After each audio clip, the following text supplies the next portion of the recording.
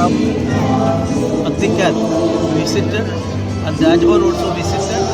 One important fact, you were there. One important fact stated is that for the world peace, in the mind of the Pope, he is loving India, Bharat, and its great leader Narendra Modi. That was declared by the number 2 in Vatican. Number 1 is Pope, we all know. And the state government arranged everything, and central government also supported fully. And this way, it is proved that this year, maximum number of people are coming, visiting here, because of the policy of the government also is complementary to that. Arranging by, of course, system is there, a government system is there. So this is a message to the entire people of India. Sarva Dharma Samabhav. That is the basic thing propounded by our ancestors, and now our Prime Minister also saying that. Then, as far as Pope is concerned, he is the head of the state also. In his inner mind, he is loving Bharat. That is what is stated by them. This aspect is, you was a question to hear, and the Indian Express they reported it, and this type of relationship among the various communities, cordial things in Goa. Even common civil code is existing here.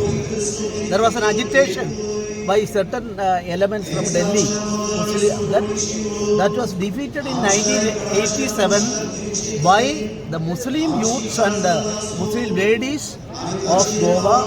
This is a classic example. We can all think about it. There is no dispute among various communities, including Muslim brothers, sisters, and Hindus and Christians.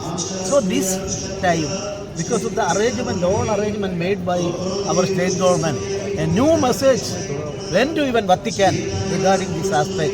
This is the greatest achievement I have noted, and their 9-member delegation, highest delegation, they also declared it.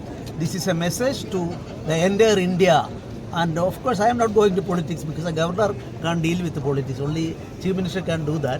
But at the same time, people all over India unnecessarily opposing in the name of some religious aspect against the Prime Minister. They should open their eye, and the remark made by our Vatican delegation is an eye-opener to them, answer to many questions.